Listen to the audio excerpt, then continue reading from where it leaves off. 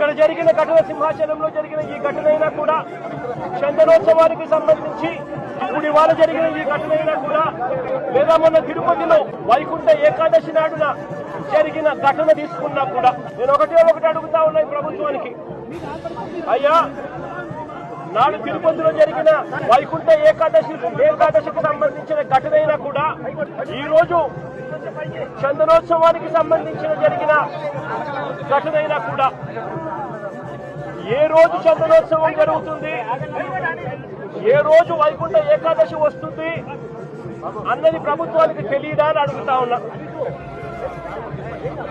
ఎప్పుడు జరుగుతుందో తెలుసు.